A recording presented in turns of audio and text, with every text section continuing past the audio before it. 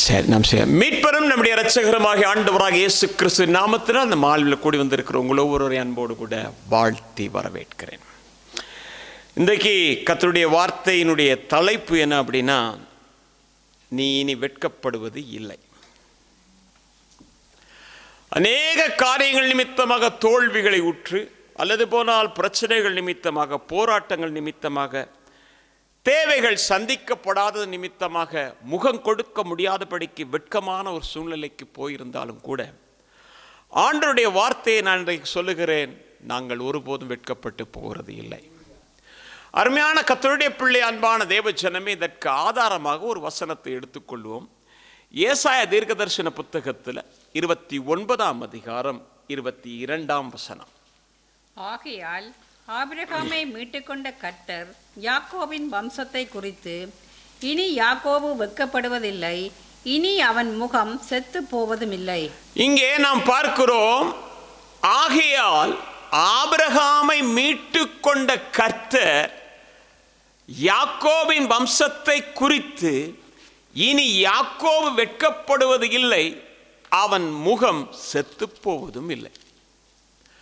அருமையான கர்த்தருடைய பிள்ளையே, ஆபிரகாமை மீட்டு கொண்டேன் என்கிற அந்த வார்த்தையை பார்க்கும் பொழுது எங்கே இருந்து மீட்டுக்கொண்டார், எப்படி மீட்டுக்கொண்டார் என்பதை குறித்து நாம் சிந்திக்க வேண்டியவர்களாக இருக்கிறோம்.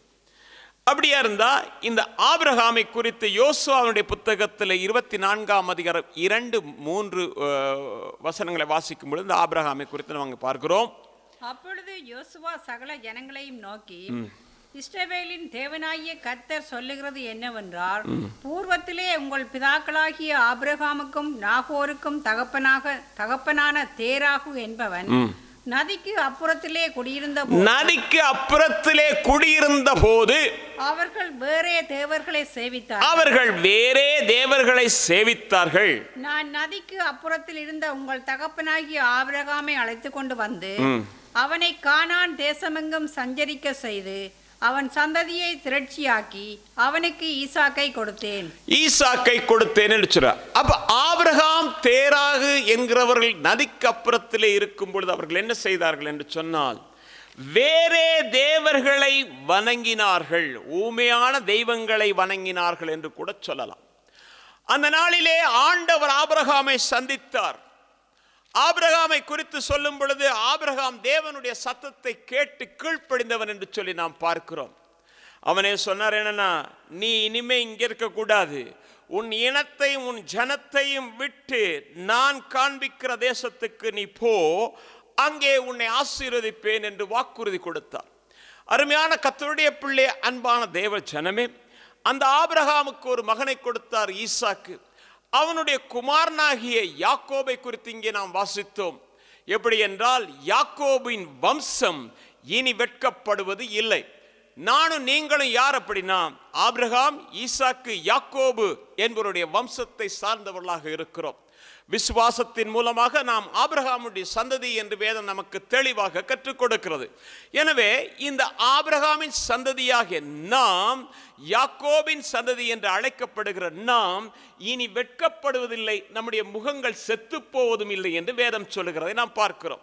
நாம் விசுவாசிப்போமானால் தேவனுடைய மகிமையை நிச்சயமாக நாம் காண்போம். அருமையான கர்த்தருடைய பிள்ளை, அன்பான தேவ ஜனமே, அப்படியே அந்த கர்த்தர் இதை குறித்து இன்னுமாக சொல்லுகிற ஒரு காரியம் என்னவென்று சொன்னால், யோவேல் தீர்க்கதரிசன புத்தகத்தில் 2ஆம் அதிகாரம் 27ஆம் வசனத்தில், நான் இஸ்ரவேலின் நடுவில் இருக்கிறவர் என்றும் நானே உங்கள் தேவனாகிய கர்த்தர், வேறொருவர் இல்லை என்று அறிந்து கொள்வீர்கள். என் ஜனங்கள் ஒருபோதும் என்ன செய்கிறது இல்லை, யார் வெட்கப்படுகிறது இல்லை என்று சொன்னால், ஜனங்கள். எந்த ஜனங்கள்? என் ஜனங்கள் என்று சொல்லுகிறார். ஆண்டவர் தம்முடைய ஜனங்களை எகிப்திலே இருந்து பிரிக்கிறதை நாம் பார்க்கிறோம். பார்வோனிடத்திலே சொல்லும் பொழுது, உன் ஜனம் வேறு, என் ஜனம் வேறு என்று சொல்லுகிறதை நாம் பார்க்கிறோம். அப்படியா இருந்தா இந்த கர்த்தருடைய ஜனம் யார் என்று சொன்னால், சங்கீதங்களுடைய புத்தகத்தில் 81ஆம் அதிகாரம் 13-14 வசனங்களை வாசிக்கும் நாங்கள் பார்க்கிறோம். எப்படின்னா, என் ஜனம் என் சத்தத்துக்கு செவி கொடுத்து என் வழிகளில் நடக்கிறவர்கள் தான் என் ஜனம் என்று ஆண்டவர் சொல்றார். அப்படிதானே போட்டிருக்கு. என் ஜனம் என் சத்தத்தை செவி கொடுத்து இஸ்ரவேல் என் வழிகளில். அப்ப நடக்கிற ஜனம்தான் தேவனுடைய ஜனம். அவருடைய சத்தத்துக்கு செவி கொடுக்கிறவர்கள் தான் தேவ ஜனம். அந்த ஜனத்தை பார்த்தான்று சொல்லுகிறாரு, அவர்கள் வெட்கப்படுகிறது இல்லை, அவர்கள் இந்நாள் வரைக்கும் வெட்கப்பட்டதுக்கு பதிலாக இரட்டத்தனையான நான் பலனை கொடுப்பேன் என்று ஆண்டுடைய வார்த்தை சொல்லுகிறது. நீங்க வேதத்தில் வாசித்து பார்ப்பீங்கன்னாக்கும் ஏசாயா தீர்க்கதரிசன புத்தகத்தில் 61ஆம் அதிகாரம் 7ஆம் வசனத்தை வாசிக்கும் பொழுது, உங்கள் வெட்கத்துக்கு பதிலாக இரட்டத்தனையான பலன் வரும், லட்சைக்கு பதிலாக தங்கள் பாகத்திலே சந்தோஷப்படுவார்கள், அது நிமித்தம் தங்கள் தேசத்திலே இரட்டிப்பான சுதந்திரம் அடைவார்கள், நித்திய மகிழ்ச்சி அவர்களுக்கு உண்டாகும் என்று ஆண்டுடைய வார்த்தை இருக்கிறது. இந்த வார்த்தை விசுவாசிப்பீர்களே ஆனால் அருமை கர்த்தருடைய பிள்ளை, அன்பான தேவஜனமே, நீ பட்ட அவமானங்கள், துக்கங்கள், வேதனைகள் அல்லது போன நீ வெட்கப்பட்டு போன இடத்திலே தேவன் உன்னை மறுபடியுமாய் நிறுத்தும் போது இரட்டத்தனையான பலனை உனக்கு கொடுப்பார். ஆமென். அருமையான கர்த்தருடைய பிள்ளை, அன்பான தேவச்சரமே, அப்படியா இருந்தா நாம் முதலாவது பார்க்கணும் எப்படின்னா, ஒரு கர்த்தருடைய பிள்ளை, அழைக்கப்பட்ட பிள்ளை, தெரிந்து கொள்ளப்பட்ட பிள்ளை. ஆபிரகாமை நான் தெரிந்து கொண்டு அழைத்தேன் என்று சொல்லுகிறார், அவனுடைய சந்ததியாகிய யாக்கோபின் சந்ததி அப்படின்னு பார்க்கும் பொழுது, அந்த அழைக்கப்பட்ட தேவனுடைய ஜனம் அல்லது போன அந்த சந்ததி எப்படி வெட்கப்பட்டு போகிறது என்று சொல்லி பார்க்கிறதுக்கு நாம் முதலாவது ஆயத்தமாக. வெட்கப்பட்டு போக மாட்டேன்றது அது வேற விஷயம், அது நாம் விசுவாசிக்கிறோம். ஆனால் ஒரு ஜனம் வெட்கப்பட்டு போறதுக்கு காரணங்கள் என்ன அப்படின்றத பார்த்தா, எஸ்ராவுடைய புத்தகத்தில் நீங்க வாசிக்கும் பொழுது பார்த்தீங்கன்னா 9ஆம் அதிகாரம் 6ஆம் வசனத்தில், என் தேவனே, நான் என் முகத்தை என் தேவனாகிய உமக்கு முன்பாக ஏறெடுக்க வெட்கி கலங்குகிறேன். எங்கள் அக்கிரமங்கள் எங்கள் தலைக்கு மேலாக பெருகிட்டு, எங்கள் குற்றம் வான பரியந்தம் வளர்ந்து போயிட்டு. என்னது, தேவனே உம்ம முகத்தை நான் பார்க்கறதுக்கு முடியல இல்லையா, நான் உம்ம முகத்தை பார்க்க முடியலையா ஆண்டவரே அப்படின்னா எதற்காக பார்க்க முடியவில்லை அப்படின்னா, அக்கிரமங்கள் என்று சொல்லப்படுகிறது. அக்கிரமங்கள் என்று சொல்லும் பொழுது வேதம் இவ்விதமாக சொல்கிறது. ஏசாயா தீர்க்கதரிசன புத்தகத்தில் 59ஆம் அதிகாரம் 2ஆம் வசனத்தில், தேவனுக்கு நடுவாக அது பிரிவினையை ஏற்படுத்துகிறதாம். உங்கள் அக்கிரமங்களே உங்களுக்கும் உங்கள் தேவனுக்கு நடுவாக என்ன செய்கிறது, பிரிவினை உண்டாக்குது. அருமையான கர்த்தருடைய பிள்ளையே, ஆண்டவர் பிரிவினையை உண்டாக்க விரும்புகிறவர் அல்ல, தேவன் தம்முடைய ஜனத்தோடு கூட இருக்க வேண்டும் என்று விரும்புகிறவர். ஆனால் தேவ ஜனத்துக்கு பிரிவினை உண்டாக்குற ஒரு காரியம் இருக்கும் என்றால் அக்கிரமமும் பாவமும் தான். அக்கிரமம் என்று சொல்லுகிறதை மறுபடியும் நான் ஒன்று சொல்லுகிறேன், கிரமமாய் ஒழுங்காய் நடக்க வேண்டிய எந்த ஒரு காரியத்திலும் எந்த ஒரு கர்த்தருடைய பிள்ளை எங்கே குறுக்கே போகிறானோ அங்கே அக்கிரமம் வருகிறது. டபுள் போக கூடாதுன்றது சட்டம், நீ டிபல் போனா அது அக்கிரமத்திலும் அக்கிரமம். ஒழுங்கு இதுதான் என்றால் அந்த ஒழுங்கை கடைபிடிக்காத எந்த ஒரு கர்த்தருடைய பிள்ளையும் அக்கிரமத்தை செய்கிறவனாயிருக்கிறான். அது நானாக இருக்கலாம், நீங்களா இருக்கலாம், இந்த உலகத்திலே இருக்கிற யாராக இருந்தாலும் சரி, தேவனுடைய வார்த்தையை விசுவாசிக்கிற கர்த்தருடைய பிள்ளை அக்கிரமம் செய்யும் போது பாவம் அங்கே வருகிறது. பாவமானது தேவனையும் அவனையும் பிரிக்கிறதா இருக்கிறது. அருமையான கர்த்தருடைய பிள்ளை, அன்பான தேவஜனமே, நீங்க பார்ப்பீங்க ஆதியாகமத்தின் புத்தகத்தில் 2ஆம் அதிகாரம் 25ஆம் வசனத்தை வாசிக்கும் பொழுது பாருங்க, ஆதாமும் அவன் மனைவியுமாகிய ஏவாள் 2 பேரும் நிர்வாணிகளாக இருந்த போதும் கூட அவர்கள் வெட்கப்படவில்லை என்றுதான் போட்டிருக்கு. அப்படித்தானே, அவங்க வெட்கப்படல, அவங்க நிர்வாணிகளா தான் இருந்தாங்க. என்றைக்கு சாத்தானுடைய வார்த்தைக்கு செவி கொடுத்தார்களோ, அந்த பாவமானது அவர்களுக்கு உட்பிரவேசித்ததோ, தேவனுடைய வார்த்தைக்கு விரோதமாக செயல்படும் பொழுது அக்கிரமத்தை பிறப்பித்தார்களோ, அன்றைக்கு அவருடைய முகங்கள் வெட்கப்பட்டு போனது, அவர்கள் ஒளிய ஆரம்பித்தார்கள் என்று சொல்லி பார்க்கிறோம். அருமையான கர்த்தருடைய பிள்ளை, அன்பான தேவச்சனமே, அப்படியா இருந்தா அந்த நிர்வாணம் எப்ப தெரியுமா அவங்களுக்கு தெரிந்தது? தேவனுடைய மகிமை எப்பொழுது அவர்களை விட்டு எடுபட்டதோ அப்பொழுதுதான் தங்களை நிர்வாணிகள் என்று அடையாளங்கள். நீங்க வேதத்தில் பார்த்தீங்கன்னா தெரியும், 3ஆம் அதிகாரம் ரோமர் 3:23 எல்லோரும் பாவம் செய்து தேவ மகிமையற்றவர்களாகி. அப்ப பாவம் செய்யும் போது என்ன ஆகுது? தேவ மகிமையை ஒருவன் என்ன செய்கிறான்? இழந்து விடுகிறான். அருமையான கர்த்தருடைய பிள்ளை, அன்பான தேவச்சனமே, அதுதான் என்னன்னா அவனுக்கு என்ன செய்யணும்? வெட்கத்தை கொண்டு வர. தேவ மகிமையை இழந்து போகும்போது அவன் நிர்வாணியாக காணப்படுகிறான். அந்த நிர்வாணியாக காணப்படும் பொழுது அவனுடைய வாழ்க்கையில அநேக போராட்டங்கள், அநேக பிரச்சனைகள், தேவனை விட்டு அவன் தூரமாக ஓடிப்போ. அதைத்தான் நாம் பார்க்கிறோம். பக்தன் யோபு சொல்லும்போது சொல்றான், உம்மை பகைக்கிறவர்கள் என்ன செய்வாங்க? வெட்கத்தால் மூடப்படுவாங்க. மகிமை எடுப்பட்டுரும், அதுக்கு பிறகு என்ன மூடும் தெரியுமா? வெட்கம். நீங்க பாத்தீங்கன்னா ஏசாயா 6ஆம் அதிகாரத்தில் பார்க்கும் பொழுது உசியா ராஜா உயிரோடு இருக்க வரைக்கும் தேவன் அங்க இருக்கல. சிங்காசனத்தில் தேவன் இல்ல, தேவாலயம் தான் இருந்தது, சிங்காசனம் இருந்தது, ஆனால் கர்த்தர் இல்லை. ஆனால் உசியா ராஜா எப்பொழுது மரித்தானோ அப்பொழுதுதான் அந்த வஸ்திரத்தினாலே தேவாலயம் மூடப்பட்டது என்று எழுதப்பட்டிருக்கிறது. அருமையான கர்த்தருடைய பிள்ளை, அன்பான தேவஜனமே, பாவம் நிவர்த்தியாகும் போது தேவனுடைய மகிமை நம்மை மூட உண்மையுள்ளதா இருக்கிறது. அப்பொழுது வெட்கம் நம்மை அணுகாது. நீங்க அந்த யோபுடைய புத்தகத்தில் 8ஆம் அதிகாரம் 22ஆம் வசனத்தை வாசிங்களே. உம்மை பகைக்கிறவர்கள் வெட்கத்தால் மூடப்படுவார்கள், துன்மார்க்கருடைய கூடாரம் அழிந்து போகும் என்றான். அப்ப முதலாவது அக்கிரமத்தினாலே என்ன நடக்கிறது என்று சொன்னால் அவன் வெட்கப்பட்டு போகிறான். இரண்டாவதாக ஒரு தேவனுடைய பிள்ளை அழைக்கப்பட்டவன் ஆபிரகாம் நதிக்கு அப்புறத்திலே இருக்கும்போது அவனுடைய வாழ்க்கை வேறு, நதிக்கு அப்புறத்திலே எடுத்துக்கொண்டு அவனுடைய சந்ததியை கானானுக்கு கொண்டு வந்த பிறகு அவர்கள் ஜீவன் மாற வேண்டியது. ஆனால் அவர்கள் என்ன செய்தார்கள் என்று சொன்னால் அங்கத்தான் அவர்களுக்கு வெட்கமே வர ஆரம்பித்தது. வேதத்தில் அநேக காரியங்கள் இருந்தாலும் அத்தனையையும் நான் பேசுகிறதற்கு இப்பொழுது எனக்கு சமயம் வாய்க்காது. எனவே வசனத்தை மட்டும் சொல்லிக் கொண்டு போகிறேன். நீங்க வாசிங்க ஏசாயா தீர்க்கதரிசன புத்தகத்தில் 1ஆம் அதிகாரம் 29ஆம் வசனம். நீங்கள் விரும்பின கர்வாலி மரங்களின் நிமித்தம் வெட்கப்படுவீர்கள். நீங்கள் விரும்பின கர்வாலி மரங்களின் நிமித்தம் வெட்கப்படுவீர்கள். நீங்கள் தெரிந்து கொண்ட தோப்புகளின் நிமித்தம் நாணம் அடைவீர்கள். என்னங்க கர்வாலி மரங்களின் நிமித்தம் வெட்கப்படுவீர்கள்? நீங்கள் தெரிந்து கொண்ட தோப்புகளின் நிமித்தம் என்ன செய்வீங்க? நாணம் அடைவீங்க. நீங்க எப்ப வெட்கத்துக்கு உள்ளாவீங்கன்னு சொன்னா கர்வாலி மரத்துக்கு பின்னால போறது.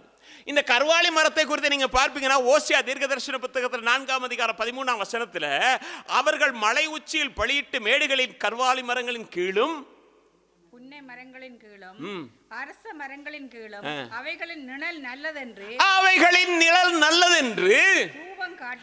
தூபம் காட்டுகிறார்கள். இது நிமித்தம் உங்கள் குமாரத்திகள் வேசித்தனமும். போதும். எப்படி வெட்கம் வருது? கர்வாலி மரங்களின் கீழே போனவர்கள் வெட்கப்படுவார்கள். முதல் வசனம் பார்த்தீங்க. இப்ப என்ன தெரியுமா?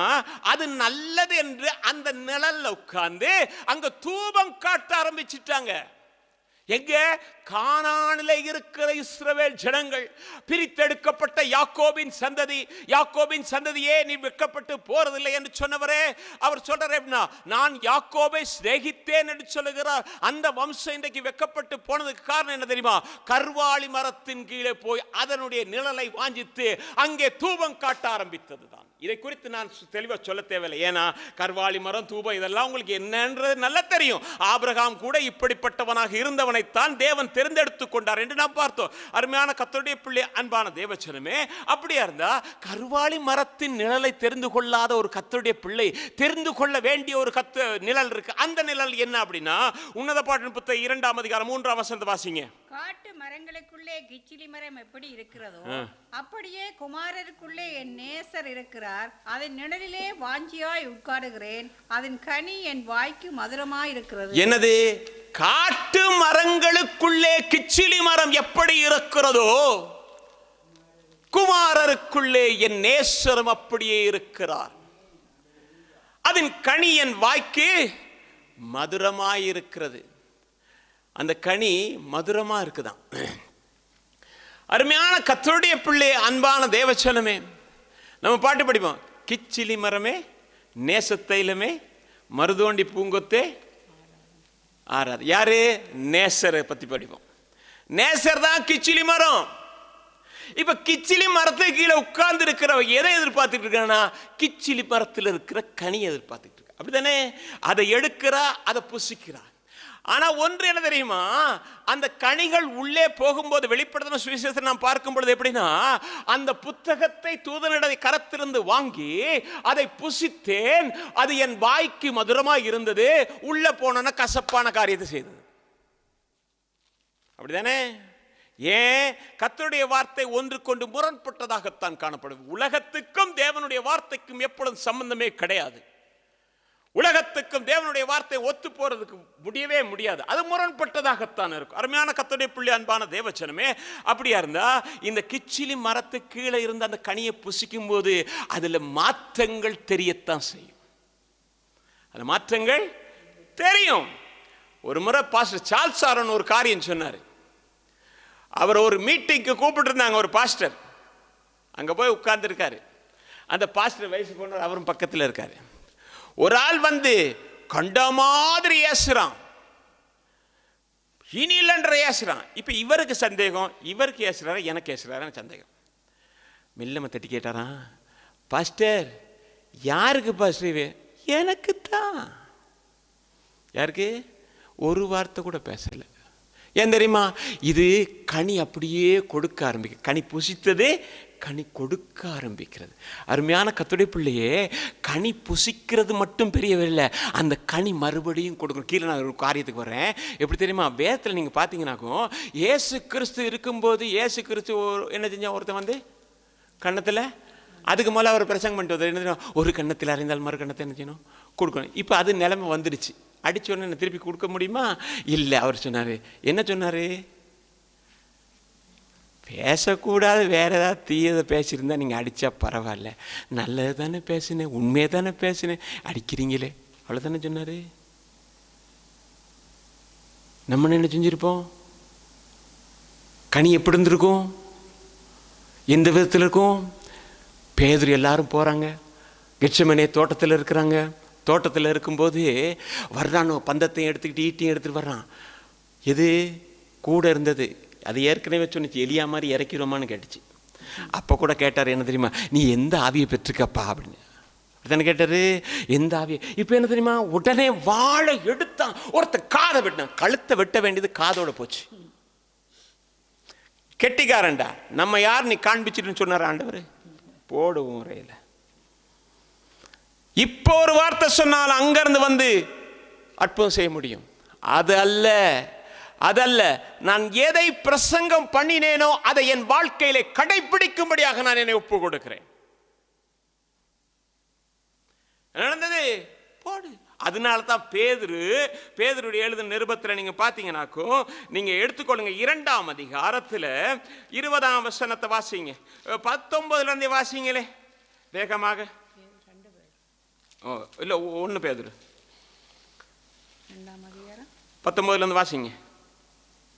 ஏனெனில் தேவன் மேல் பற்றுதலாயிருக்கிற மனச்சாட்சி நிமித்தம் ஒருவன் அநியாயமாய் பாடுபட்டு உபத்திரவங்களை பொறுமையாய் சகித்தால் அதுவே பிரீதியாய் இருக்கும். நீங்கள் குற்றம் செய்து அடிக்கப்படும் போது பொறுமையோட சகித்தால் அதனால் என்ன கீர்த்தி உண்டு? நீங்கள் நன்மை செய்து பாடுபடும் போது பொறுமையோட சகித்தால் அதுவே தேவனுக்கு முன்பாக பிரீதியாய் இருக்கும். இதற்காக நீங்கள் அழைக்கப்பட்டும் இருக்கிறீர்கள். ஏனெனில் கிறிஸ்துவும் உங்களுக்காக பாடுபட்டு நீங்கள் தம்முடைய அடிச்சுவடுகளை தொடர்ந்து வரும்படி உங்களுக்கு மாதிரியை பின்வைத்து போனார். அவர் பாவம் செய்யவில்லை, அவருடைய வாயிலே வஞ்சனை காணப்படவும் இல்லை. அவர் வையப்படும் போது பதில் வையாமலும் பாடுபடும் போது பயமுறுத்தாமலும் நியாயமாய் தீர்ப்பு செய்கிறவருக்கு தம்மை ஒப்புவித்தார். அங்க மேல இருக்கட்டும் கொடுத்துறாரு. நான் ஒன்றும் சண்டை பிடிக்க மாட்டேன், நான் ஒன்றும் எதிர்க்க மாட்டேன் இல்லையா? நீ பேசணுன்னு நானும் பேசுவேன், நீ செஞ்ச நான் செய்வேன், ஒன்றுமே இல்லை. யாரு? மேலே உள்ள ஒரு பார்த்துக்கோரப்பா. நம்மெல்லாம் அப்படித்தானே? நம்ம எல்லாம் அப்படித்தான். எப்படி? மேலே உள்ள ஒரு பார்த்துக்கோ, நாம விட்டுருவோம். இந்த நிலை காணவில்லை என்றால் நானும் நீங்களும் கிச்சிலி மரத்தின் கீழ் இல்லை என்று சொல்வேன். கிச்சிலி மரத்தின் கீழ் இருக்கிறவன் கிச்சிலி பழங்களை புசிக்கிறான், பழங்களை புசிக்கிறவன் அதன் கனிகளை வெளிப்படுத்துகிறான். இன்னொரு காரியத்தை நீங்க பார்ப்பீங்கன்னா, நான் உங்களுக்கு சொல்றேன், உன்னத பாட்டின் புத்தகத்தில் 7ஆம் அதிகாரம் 8ஆம் வசனத்தின் பிற்பகுதி மட்டும் வாசிங்க. உன் மூக்கின் வாசனை கிச்சிலி பழங்கள் போலவும் இருக்கிறது. என்னங்க அநியாயமா இருக்குது? மூக்கின் வாசனை என்னதான்? கிச்சிலி. நான் இதை வசனத்தை கொஞ்சம் தியானிச்ச விதத்தை தான் இப்போ உங்கள்கிட்ட பகிர்ந்து கொள்வேன். நான் எங்கேயும் படித்து பார்த்து கேட்டதில்லை. எனவே என்னுடைய அந்த தியானத்தின்படி நான் உங்களோடு பகிர்ந்து கொள்கிறேன். கர்த்தர் உங்களுக்கு உதவி செய்வார். அதை வெல்ல அது ஏற்புடையதாக இருக்கும் என்று நான் விசுவாசிக்கிறேன். நமக்கு மூக்கு இருக்கு. எதுக்கு இருக்கு? சுவாசிக்கிறதுக்கு இருக்கு. இது 2 வேலைகளை செய்கிறது. ஒன்று, மூச்சை இழுக்குது, மூச்சை வெளியில விடுது. அப்படிதானே? இப்ப இந்த மூக்கு அடைப்பு வந்து விட்டதால் என்ன நடக்கும்?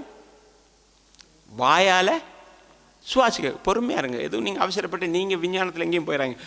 சரிமா? என்னது? வாயால் சுவாசிக்கணும். அப்போ இது உள்ள இழுத்து வெளியில் விடணும், மூக்குற வேலை. இப்போ பலாப்பழம் இருக்கிறது, கருவாட்டு கறி இருக்கிறது, மீன் பொரியல் இருக்கிறது. யார் கேட்டது? இவர் தான் கேட்டார். சரியா? கேட்டுட்டு யார் மூலமா சொல்றாரு? இவர் மூலமா. அப்ப இவங்களுக்கு நல்ல தொடர்பு இருக்கு, மூச்சு எடுக்கிறது இருக்கு, இது இருக்குதா?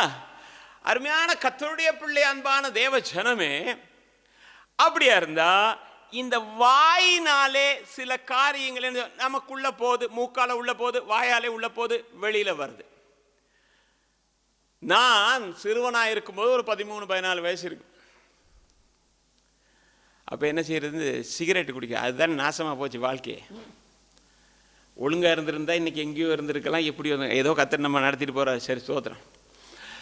போய் சேர்ந்து சிகரெட்லாம் குடிச்சிட்டு உள்ள இலை இருக்குது தானே, வெளியில் இருக்க இலையெல்லாம் போட்டு தேய்ச்சி அதுக்குள்ளே நான் வாங்கி வச்சுருப்பேன். என்னென்னா இந்த ஏலக்காய் இருக்குது தானே, அதையும் வாங்கி வாயில் போட்டு வாயை நல்லா கழுவி, அதுக்கு பிறகு என்ன செய்வேன்னு சொன்னால் சோப் போட்டு கையெல்லாம் கழுவிட்டு வீட்டுக்கு போவேன். எதுக்கு?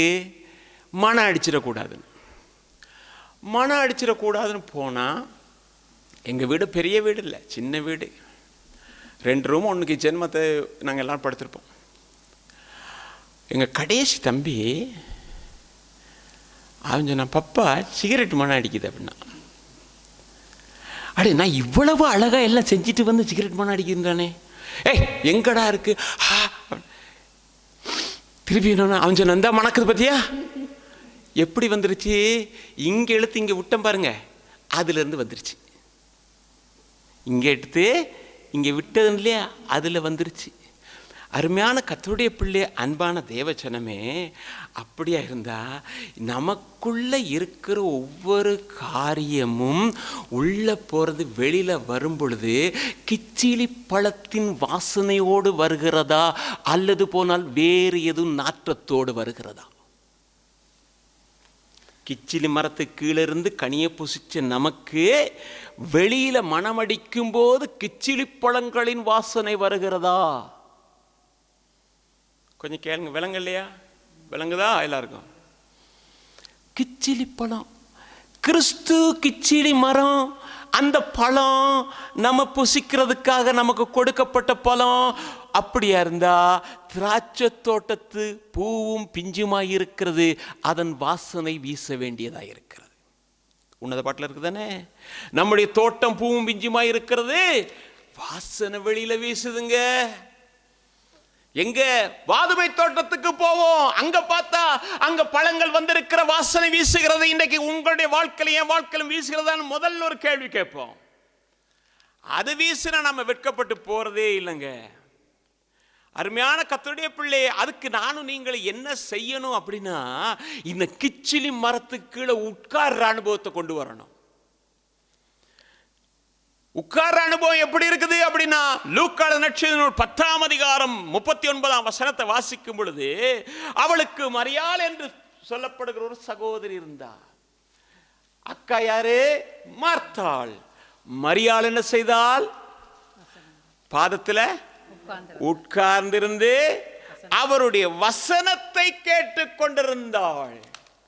இயேசுக்கும் மூக்கல வருது, அங்க கிச்சன் உள்ள வாசனை இவளுக்கும் வருது. ஆனா எங்க தெரியுமா இருக்கா? இந்த கிச்சிலி மரத்தின் அந்த நிழல் தான் எனக்கு தேவைன்னு பாதத்தில் உட்கார்ந்து இருக்கிறார்.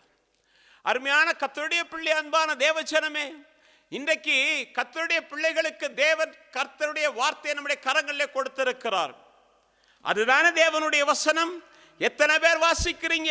எத்தனை பேர் அந்த வசனத்தை எடுத்துக்கிறேன்? இன்னைக்கு வேதத்தை தூக்கிட்டு சேச்சிக்கு போறதே வெக்கமா இருக்குன்றான். இது சோறு போடுங்க. இந்த வசனம் நமக்கு சோறு போடும். ஊழியம் செஞ்சு போடுறதில்ல. கர்த்தருடைய வார்த்தையை தியானிக்கிறவன் எவனோ அவன் செய்கிறதெல்லாம் வாய்க்கும் என்று சொன்னார். நீ எதை செய்கிறாயோ அது வாய்க்கும் என்று சொல்லுகிறேன். அதுக்கு என்ன செய்யணும்? மரத்துக்கு கீழே உட்கார்ந்து டெய்லி வாசிக்கணும். அப்ப வாசிக்கும் பொழுது என்ன நடக்கும்? ஒவ்வொரு வார்த்தை வார்த்தை வார்த்தை நமக்குள்ள வந்து பரிசுத்தப்படுத்தி நம்முடைய வாழ்க்கையை மாற்றிக்கொண்டே வரும். நாம் எந்த இடத்துல எதை பேசணும் எதை பேசக்கூடாதுன்றத நமக்கு நிர்ணயம் பண்ணி இந்த வார்த்தை காட்டி கொடுக்கும். நான் எப்பொழுது சொல்லுகிறேன், யாருக்கு சொல்ல, இதுல இல்லாதது எதுவுமே எங்கும் இல்லை என்று சொல்லுவேன். எதை தேடினாலும் இதற்கு பதில் இருக்குது. அருமையான கர்த்தருடைய பிள்ளை, அன்பான தேவஜனமே, அப்ப இது என்ன செய்யுன்னு சொன்னா, நமக்கு போதனை செய்து நம்மை பாதுகாக்குது. கர்த்தருடைய வார்த்தை நமக்கு போதனை செய்யும். எந்த இடத்துல எதை பேசணும், எங்க போகணும், எங்க போகக்கூடாது எல்லாம் நமக்கு சும்மா ஒரு சில காரியங்களை உதாரணமாக நான் காட்டி கொடுக்கிறேன். நீங்க வாசித்து பாருங்க. 2 சாமுவேல் புத்தகத்துல 10ஆம் அதிகாரம் 5ஆம் வசனம். அது தாவீதுக்கு அறிவிக்கப்பட்ட போது ராஜா அந்த மனுஷர் மிகவும் வெட்கப்பட்டபடியினால் அவர்களுக்கு எதிராக ஆட்களை அனுப்பி, உங்கள் தாடி வளரமட்டும் நீங்கள் எரிகோவிலிருந்து பிற்பாடு வாருங்கள் என்று சொல்ல சொன்னார். யாரு? அம்மோன் புத்திரரின் ராஜா மரித்து போன போது ஆனூன் என்ன செய்கிறான் என்று சொன்னால், அந்த இடத்துல மகன் வந்துட்டான். அவன் வந்தவுடனே ராஜாவாகிய தாவீதுக்கு செய்தி கேள்விப்பட்டது. செய்தி கேள்விப்பட்ட உடனே, அவன் நமக்கு நன்மை செஞ்சிருக்கிறான் இல்லையா, நானும் அதுக்கு பதிலாக செய்யணும். எனவே அவன் மகனை போய் சந்தித்து அவனுக்கு ஆறுதல் சொல்லுங்கன்னு கொஞ்சம் பேரை அனுப்புறான். நீங்க வாசித்து பாருங்க, 2-3 வாசிங்க.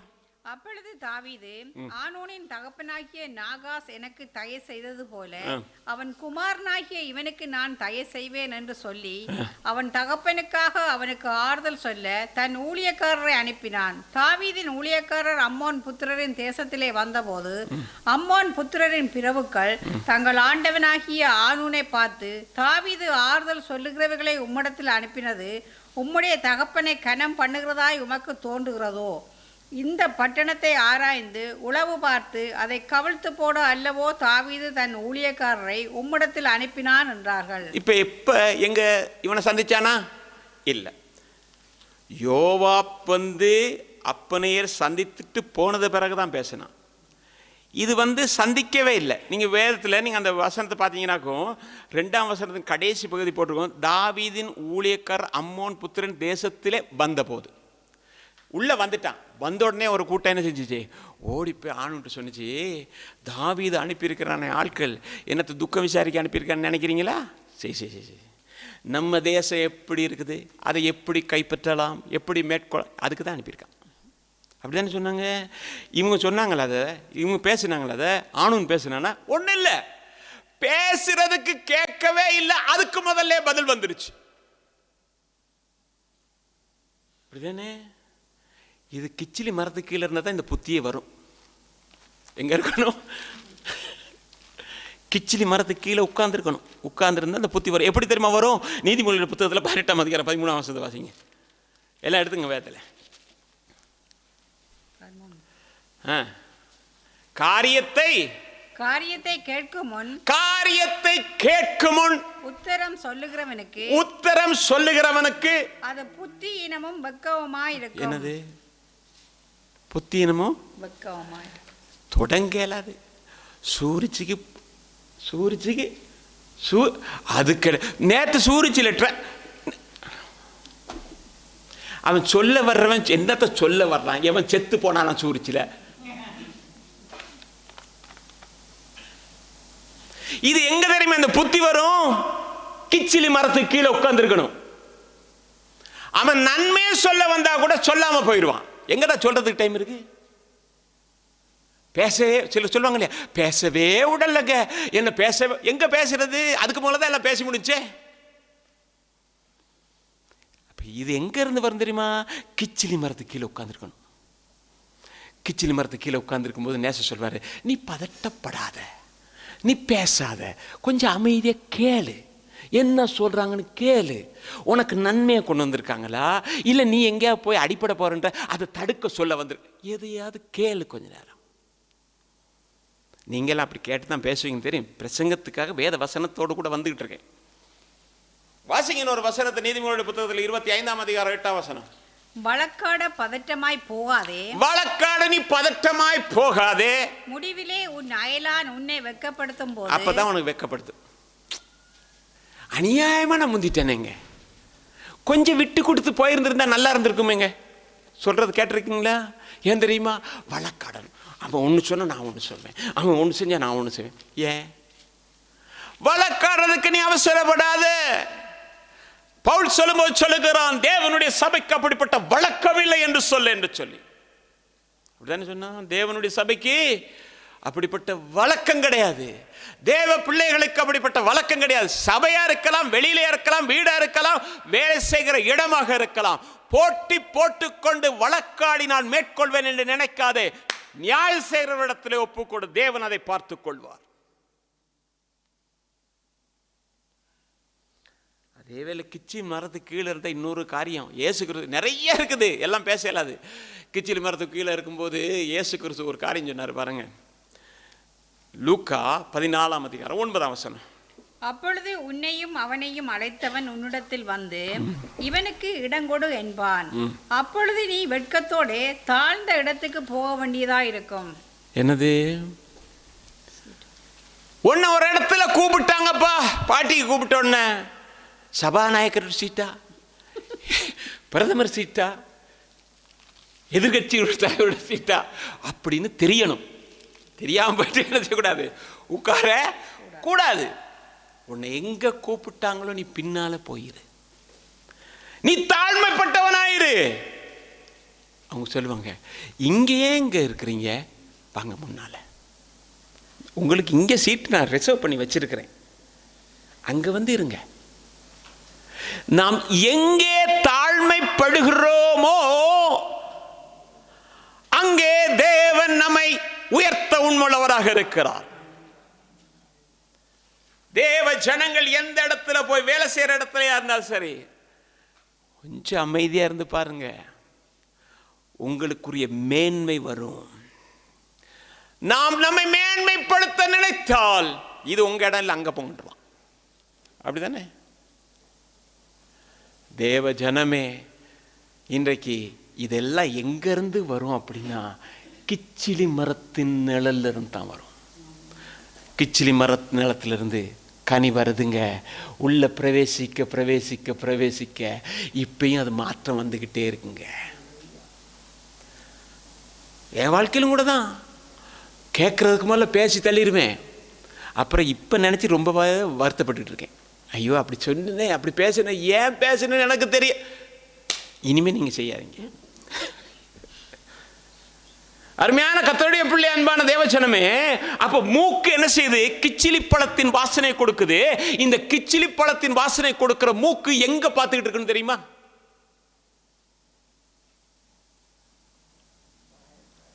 வாயை பார்த்துட்டு இருக்கணுமா? மூக்கு வாயை பார்த்து பெரிய பிரச்சனை. வாசிங்க அப்போஸ்தலர் நடவடிக்கைகள் புத்தகம் 9:2. இந்த மார்க்கத்தாராகிய புருஷரை ஆகிலும் ஸ்திரீகளை ஆகிலும் தான் கண்டுபிடித்தால் அவர்களை கட்டி எருசலேமுக்கு கொண்டு வரும்படி தமஸ்குவில் உள்ள ஜெப ஆலயங்களுக்கு நிருபங்களை கேட்டு வாங்கினான். என்னது? இந்த மூக்கு எங்க இருக்கணும் அப்படின்னா, வாசிங்க முதலாவது உன்னத பாட்டினுடைய புத்தகத்துல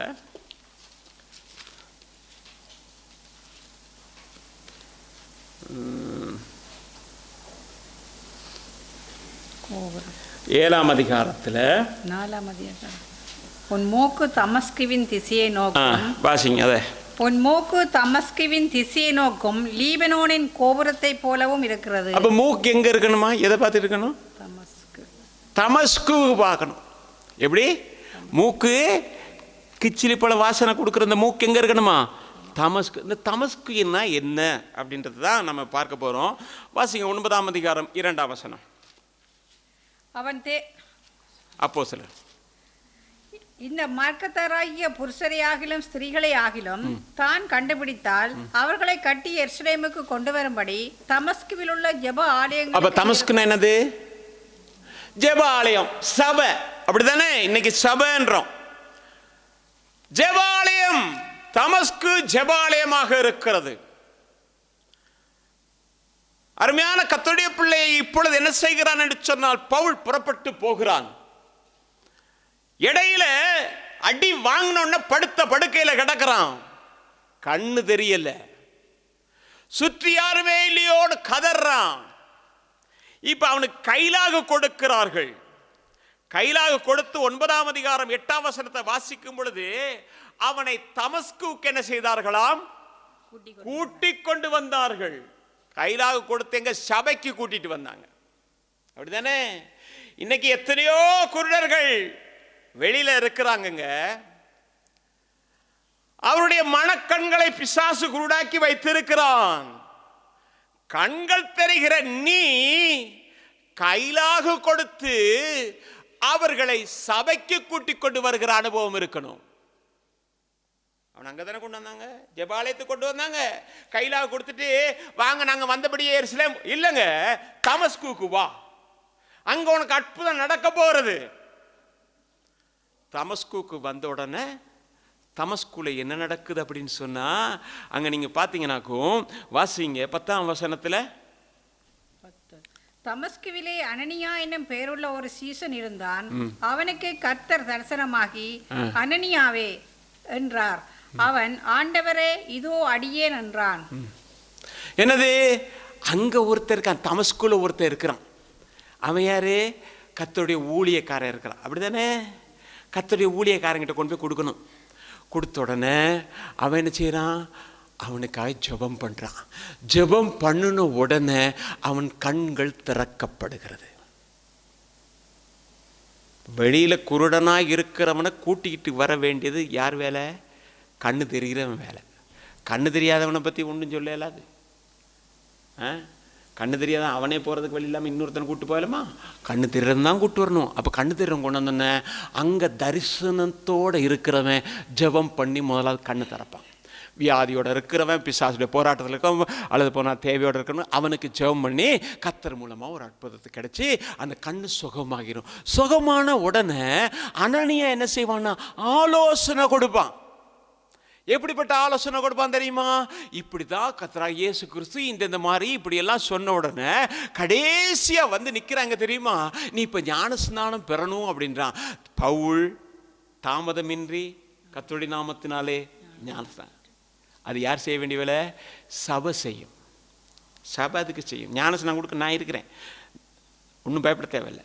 ஞானஸ்நானம் கொடுக்க நான் இருக்கேன், யாரும் கொடுக்க தேவையில்லை. ஒருத்தர் என்ன அப்படி தான் சொன்னார், நான் என்னைக்கு ஞானஸ்நானம் கொடுக்க? ஒழுங்கா சபைக்கே காரணம், ஞானஸ்நானம் எங்க கொடுக்கறது? ஞானஸ்நானத்தை கொடுத்த உடனே அவன் என்ன செய்யல, சரி நான் போறேன்னு போகல. என்ன செய்தான் என்று சொன்னால் 9ஆம் அதிகாரம் 19ஆம் வசனத்தை வாசிங்க. பின்பு அவன் போஜனம் பண்ணி பலப்பட்டான். சவுல் தமஸ்குவிலுள்ள சீசருடனே சில நாள் இருந்து, என்னது, சீசரோடு கூட சேர்ந்து கொண்டான். அருமையான கர்த்தருடைய பிள்ளையே, ஐக்கியத்துக்குள்ளே வந்து விட்டான். நீங்க அப்போஸ்தலர் நடவடிக்கை புத்தகத்துல 2ஆம் அதிகாரத்துல வந்து வாசிங்கன்னு சொன்னா, அவர்கள் அப்பம் பிக்கிறதிலும் சபை கூடி வர்றதிலும் ஜெபம் பண்றதிலும் அந்யோன்யத்திலும் என்ன செஞ்சாங்க? ஒருமனப்பட்டவர்களாக கூடியிருந்தார்கள். அந்த சபையில எல்லாரும் ஒன்று சேர்ந்திருந்தான். எப்படி? அந்யோன்யத்திலும் அப்பம் பிக்கிறதிலும் உறுதியாயிருந்தார்கள். என்கிட்ட ஒருத்தர் வந்தார், நம்ம சபையில் இருந்தார் ஒருத்தர். அவர் போய் ஒரு பிள்ளைய அவங்க ஏமாற்றி இதாக்கிட்டாங்க. செஞ்ச உடனே அவர் கடைசியில் மன்னிப்பு கேட்டு சபையில் சாட்சி சொன்னார். அவர்கிட்ட பேசும்போது நான் சொன்னேன், இதெல்லாம் செய்ய முடியாது, நாங்கள் இப்படி செய்ய மாட்டோம் அப்படின்னு. அப்போ நான் சொன்னேன், நீங்கள் என்ன இப்படி? அவங்க சொன்னாங்க, பாருங்கள் இவர் செஞ்சுருக்காரு அப்படின்னு ஒரு காரியத்தை காட்டினாங்க. நான் சொன்னேன், இனிமேல் இவருக்கு ஆப்போசிட் நீங்கள் இல்லை அப்படின்னு. டக்குன்னு வந்து ரட்சிக்கப்படாதவன் எல்லாம் அவன் இந்த பானம் அந்த இது தானே கொடுப்பீங்க, நீங்கள் எனக்கு நாங்களே கொடுப்போமே சொன்னது. அப்படி தான் சொன்னான், பொய் சொல்லலை, உண்மையே சொல்ல. நம்ம அந்த சகோதரன் பாவம் நல்ல சகோதரன் தான். என்னது நீங்கள் நான் கொடுப்பேன். இன்னைக்கு கர்த்தருடைய பிள்ளைகளுக்கும் அப்படி தான் இருக்குது. இது என்ன ஒரு பான் துண்டு ஒரு ரசமும் கொடுக்குறாங்க, போனால் போகுதுங்க. இல்லாட்டி எங்கே வேணாலும் தான், என்ன வீட்டிலையும் சாப்பிட்றோமே டிவியை பார்த்துட்டு. தேவனுடைய பந்தி என்கிறது வந்து பயபக்திக்குரிய ஒன்றாக இருக்கிறது. ரத்தம் பிழியப்பட்டு சதை நொறுக்கப்பட்டு கிழிக்கப்பட்டு நம்முடைய கரங்களிலே வருகிறது தான் தேவனுடைய அந்த சரீரம். அதை பயத்தோடும் பக்தியோடும் தன்னைத்தானே நிதானித்து சோதித்து அறிந்து இந்த அப்பத்தை புசித்து இந்த பாத்திரத்தில் பானம் பண்ண கடவன் என்று வேதம் தெளிவாக சொல்லுகிறது. பவுல் கூடிட்டான், அந்யோன்யத்தில் இருந்தான். இன்றைக்கு தேவ பிள்ளைகள் அந்யோன்யத்தில் ஐக்கியத்தில் ஒன்றா இருக்கணும். அருமையான கர்த்தருடைய பிள்ளை, அன்பான தேவச்சனமே, அப்போ கர்வாலி மரத்துக்கு கீழே இருக்கிறவர்கள் எங்கே போகணும் அப்படின்னா கிச்சிலி மரத்தின் நிழலை தேடணும். அந்த நிழலை தேடினா நம்ம ஒரு நாள் வெட்கப்பட்டு போக மாட்டோம். அப்படியா இருந்தால் இந்த கர்வாலி மரத்துக்கு கீழே போய் இருந்தால் என்ன நடக்கும்ன்றதை கொஞ்சம் பார்ப்போம். வாசிங்க எரேமியா 14:4. தேசத்தின் மேல் மழை இல்லாததினால் தரை வெடித்திருக்கிறது. பயிர் செய்கிறவர்கள் வெட்கி தங்கள் தலையை மூடிக்கொள்கிறார்கள். வெட்கம் எப்போ வந்துச்சா? மழை இல்லை, அப்படிதானே? கருவாலி மரத்துக்கு கீழே போன என்னது? அவர் வானத்தை அடைப்பேன்னு அவரை சொல்லிட்டார். நான் வானத்தை அடைச்சிருவேன் அப்படின்ட்டார். மழை பெய்யாதபடி வானத்தை அடைச்சிருவேன். இப்போ மழை, ஏன்னா அவரை தேடினா தானே அவர் செய்வார். அடைச்ச உடனே என்னது? மழை பெய்யலை. இப்போ எல்லாரும் வெள்ளாமல் செஞ்சுட்டு அப்படியே பார்த்துக்கிட்டு இருக்காங்க.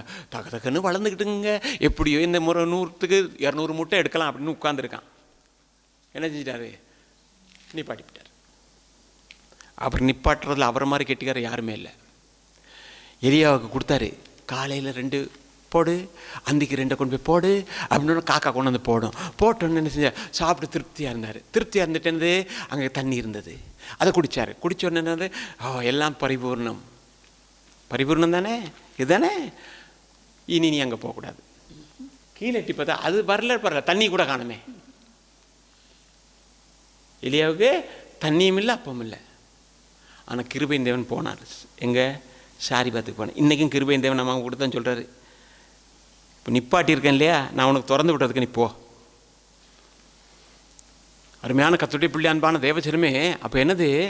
இன்றைக்கி அதான் சொல்கிறேன், சபையை குறித்தே சிலருக்கு எந்த பிரச்சனையும் கிடையாதுங்க.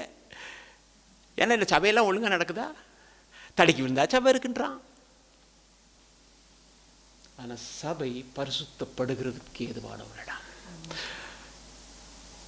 அப்போஸ்தலர் தீர்க்கதரிசிகள் என்கிற ஊழியத்தை கொடுத்த நோக்கம் என்ன தெரியுமா? பரிசுத்தவான்கள் சீர்பொருந்து பொருட்டு. இயேசு கிறிஸ்துனுடைய பாதத்திலிருந்து மரியாள் படிச்சா. ஆனா சபை இன்றைக்கு அந்த ஊழியத்தை செய்கிறது. அனனியா என்ன செய்தான் என்றால் சவுலுக்கு போதனை செய்தான். நீ இப்படி செய்ய வேண்டும், இதுதான் வழி, இப்படி செய்தால் தான் இதுதான் ஜீவனுக்கு ஏதுவான மார்க்கம் என்று சொல்லிக் கொடுத்த போது அதற்கு கீழ்ப்படிந்து ஞானஸ்நானம் எடுத்து அந்நியத்தில் ஒட்டி கொண்டான். அது இல்லாமல் கர்வாலி மரத்துக்கு கீழே போறவங்களுக்கு என்னது? வானம் அடைக்கப்படுகிறது. மழை பெய்யல. இப்ப எல்லாம் எதிர்பார்த்திருந்தான். கழுத்திருந்த துணியை எடுத்து தலையில போட்டுக்கிட்டான். ஏன்? வெட்கம். அப்படித்தானே போட்டிருக்கு வேதத்துல. தரை வெடித்திருக்கிறது. பரிசேயர்கள் வெட்கி தங்கள் தலைகளை மூடிக்கொண்டார்கள். ஐயோ, எப்படியெல்லாம் எதிர்பார்த்தமே இல்லையே. அவர் அடைச்சிட்டாரு.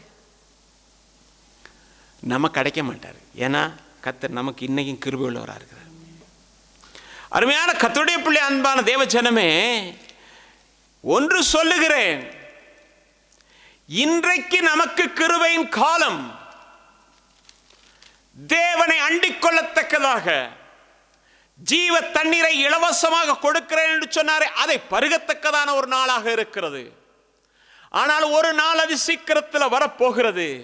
இந்த ஜீவ தண்ணீரை தேடினாலும் கிடைக்காது என்று வேதம் சொல்லுகிறது.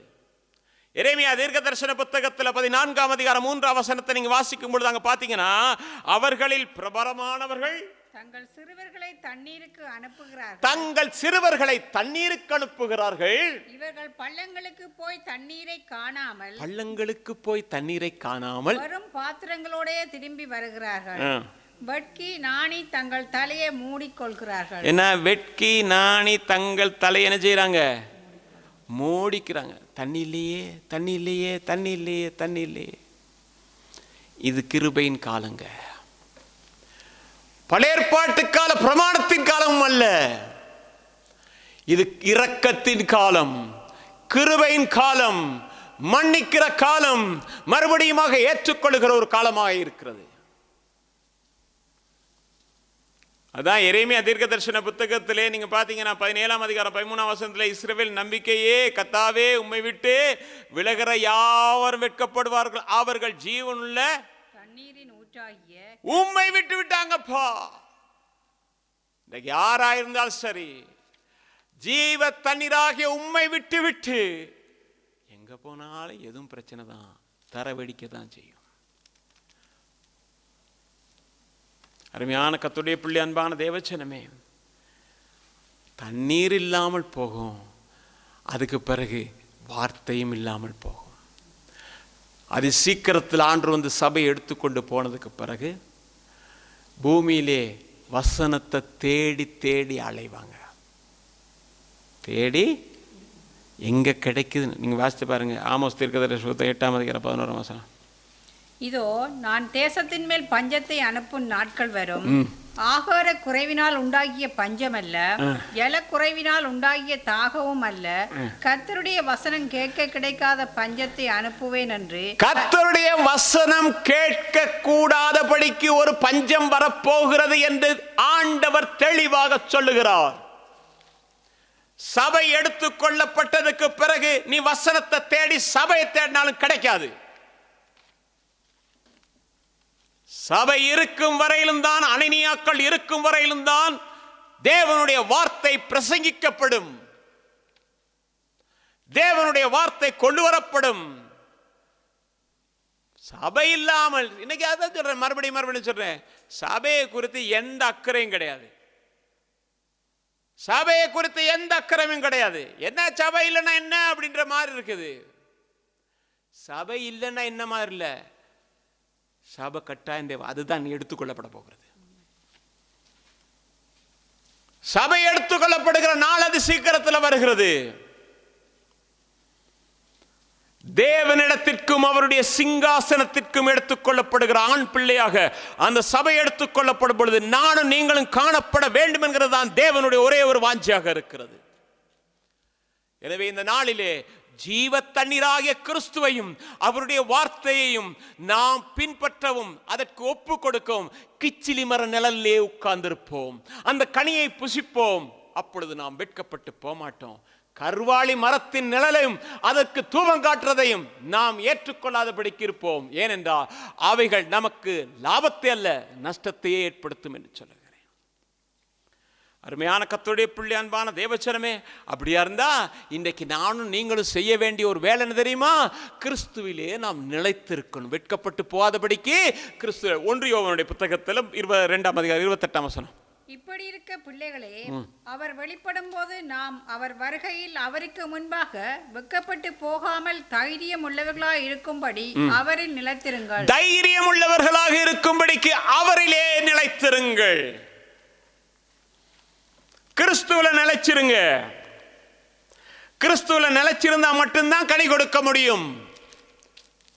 ஒருவன் என்னிலும் நான் அவனிலும் நிலைத்திருந்தால் அவன் மிகுந்த கனிகளை கொடுப்பான் என்கிறது தான் வேதம். கிச்சிலி மரத்தின் கீழே இருந்து கனிகளை புசிக்கிற நாம் கனிகளை கொடுக்க வேண்டுமானால், கர்த்தருடைய வருகையிலே நாம் வெட்கப்பட்டு போகாதிருக்க வேண்டுமானால் நாம் என்ன செய்யணும் சொன்னா அவரிலே நிலைத்திருக்கணும். அருமையான கர்த்தருடைய பிள்ளை, அன்பான தேவஜனமே, ரோமர் 5:5 பார்த்தீங்கன்னாக்கு மேலும் நமக்கு அருளப்பட்ட பரிசுத்தாவினாலே தேவ அன்பு நம்முடைய இருதயங்களில் ஊற்றப்பட்டு இருக்கிறபடியால் அந்த நம்பிக்கை என்ன செய்யாது? நம்மை வெட்கப்படுத்தாது. அவர் நோக்கி பார்த்தல் ஒருபோதும் வெட்கப்பட மாட்டார். இன்றைக்கு மாலில் கூடியிருக்கிற கர்த்தருடைய பிள்ளையை சங்கீதங்கள் புத்தகம் 34:5 அவர்கள் அவரை நோக்கி பார்த்து பிரகாசம் அடைந்தார்கள். முகம் தொங்காதுங்க. வெட்கப்பட்டு போனால் முகம் தொங்குன்னு நீங்கள் முதல்ல வாச்சிங்க இல்லையா? கர்த்தரை பார்த்த தொங்காது, கர்த்தரை பார்த்தா தொங்காது. அருமையான கர்த்தருடைய பிள்ளை, அன்பான தேவஜனமே, சங்கீதங்களுடைய புத்தகம் 25:2 என் தேவனே உம்மை நம்பி இருக்கிறேன், நான் வெட்கப்பட்டு. இன்னைக்கு மாலில் கூடி இருக்கிற கர்த்தருடைய பிள்ளையே அறிக்கை செய்யுங்க.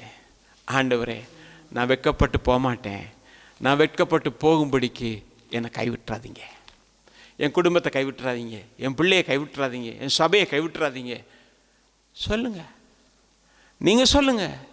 ஏனால் கேட்கக்கூடாதபடிக்கு அவருடைய செவிகள் பந்தமாகவில்லை என்று வேதம் சொல்கிறது. இன்றைக்கும் நீட்டப்பட்ட கரங்கள் இருக்கிறது, அற்புதத்தின் கரம் இருக்கிறது, அதிசயத்தை செய்கிற கரம் இருக்கிறது. கர்த்தர் செய்ய உண்மையுள்ளவர். அருமையான கர்த்தருடைய பிள்ளை, அப்படியா இருந்தா சங்கீதம் 22:5 பார்த்தீங்கன்னா உம்மை நம்பி அவர்கள் வெட்கப்படாதிருந்தார்கள். இன்றைக்கு நீங்கள் நம்பிக்கையோடு இருப்பீங்கன்னா நான் ஒன்று சொல்லுகிறேன், கர்த்தர் உங்களை வெட்கப்படுத்த மாட்டார். அதுக்கு முதலாவது என்ன செய்யணும்? நமக்குள்ள ஒரு மனம் திரும்புதல் வரணும். நம்முடைய பாவங்கள், மீறுதல், அக்கிரமத்தை எல்லாம் தேவன் மன்னிக்கும்படியாக நமக்குள்ளே ஒரு வேகமாக வாசிங்க. தானியேல் புத்தகம் 9:7, 7, 8. ஆண்டவரே, நீதி உமக்குரியது, உமக்கு விரோதமாக செய்த துரோகத்தின் நிமித்தம் உம்மாலே சமீபமும் தூரவுமான எல்லா தேசங்களிலும் துரத்தப்பட்டிருக்கிற யூத மனுஷரும் எருசலேமின் குடிகளும் சகல இஷ்டவேலருமாகிய நாங்கள் இந்நாளிலே இருக்கிறபடியே வெட்கம் எங்களுக்கே உரியது. ஆண்டவரே, உமக்கு விரோதமாக பாவம் செய்தபடியால் நாங்களும் எங்கள் ராஜாக்களும் எங்கள் பிரபுக்களும் எங்கள் பிதாக்களும் வெட்கத்துக்குரியவர்களானோம். 10ஆம் வசனம். ஆனாலும் எங்கள் தேவனாகிய ஆண்டவரிடத்தில் இரக்கங்களும் மன்னிப்புகளும் உண்டு. பாருங்க, நாங்க தான் செஞ்ச பாவம், எங்க அப்பா அம்மா அதுக்கு முதல்ல தகப்பனுடைய தகப்பன் எல்லாம் செஞ்ச பாவம் எல்லாம் இருக்குது, அதனால தான் எங்களுக்குள்ள வெட்கம் வந்ததுன்னு அவன் சொல்றான். ஆனா நான் சொல்றேன், அவங்க செஞ்சல, நான் செஞ்சது தான் எனக்கு வெட்கத்தை கொண்டு வர்றது. நான் தேவனுடைய வார்த்தையை அறிந்து நான் தேவனுடைய வார்த்தைக்கு விரோதமாக எதை செய்தேனோ அதுதான் என்னுடைய வாழ்க்கையின் வெட்கத்திற்கு காரணம் என்று சொல்வேன். ஆனால் நான் இன்றைக்கு மனம் திரும்பி ஆண்டவரிடத்தில் ஒப்புரவாகும் போது தேவனுடைய மன்னிப்பும் இரக்கங்களும் எனக்கு கிடைக்கும் போது இரட்டத்தனையான அந்த ஆசீர்வாதத்தை கர்த்தர் எனக்கு கொடுக்க உள்ளவராயிருக்கிறார். அந்த ஆசீர்வாதம் எப்படி இருக்குன்னா, யோவேல் தீர்க்கதரிசன புத்தகத்தில் 2ஆம் அதிகாரம் 26, 27 வசனங்களை வாசிக்கும் பொழுது, நீங்கள் சம்பூர்ணமாய் சாப்பிட்டு திருப்தி அடைந்து உங்களை அதிசயமாய் நடத்தி வந்த உங்கள் தேவனாகிய கர்த்தருடைய நாமத்தை துதிப்பீர்கள். என் ஜனம் ஒருபோதும் என்ன செய்கிறது இல்லை, வெட்கப்பட்டு போகிறது இல்லை, வெட்கப்படுவது இல்லை என்று ஆண்டவர் தெளிவாக சொல்றார். அப்படிதானே அருமையான கர்த்தருடைய பிள்ளையே, நீங்க அடுத்த வருஷம் நான் இஸ்ரவேல் நடுவிலே இருக்கிறவர் என்றும் நானே உங்கள் தேவனாகிய கர்த்தர் வேறொருவர் இல்லை என்று அறிந்து கொள்வீர்கள். என் ஜனங்கள் ஒருபோதும் வெட்கப்படுவது இல்லை. நீங்க சம்பூர்ணமா சாப்பிடுவீங்க, ஆலைகளிலே எண்ணெய் வழிந்தோடும். வசந்த மேல இருக்குதானே, வெட்டுக்கிளிகளும் பச்சை புழுக்களும் தின்றவைகளை எல்லாத்தையும் கர்த்தர் மறுபடியும் கொடுப்பாரு. ஒருவேளை ஏதோ ஒரு காரியத்து நிமித்தமாக இன்றைக்கு தலை குனிவு வந்து வெட்கத்தோடு இருப்போமே, ஆனால் நான் ஒன்று சொல்லுகிறேன், தானியேலை போல ஆண்டவரே உம்மிடத்தில் இரக்கமும் மன்னிப்பும் இருக்கியா? நீர் இரக்கத்தின் தேவனா இருக்கிறீர், மன்னிக்கிற தேவனா இருக்கிறீர், எனக்கு நீர் மன்னியும் ஆண்டவர். ஒரு விஷயம் சொல்லி பாருங்க, ஒரு விஷயம் சொல்லி பாருங்க. சங்கீதக்காரன் சொல்றான், அவரிடத்திலே மன்னிப்புகளும் உண்டு என்று சொல்லுகிறான். இன்றைக்கு மாலை கூட இருக்க கர்த்தருடைய பிள்ளையே, எனக்கு மன்னிங்கன்னு சொன்னா தயவு பொருந்தின அவர் எனக்கு மன்னிக்க உண்மையாக இருக்கிறார். மன்னிப்பு வரும் பொழுது வெட்கம் அகன்று போகும், முகம் தொங்காது, முகம் செந்தளிக்கும், அந்த முகம் பிரகாசிக்கும், அவரை நோக்கி பார்த்தவருடைய முகங்கள் பிரகாசிக்கும். விசுவாசிக்கிறீங்களா? நம்ம எல்லாரும் எழுந்திருந்து அப்படியே போடுவோம், பந்தியை கடந்து போவோம். ஹல்லேலூயா.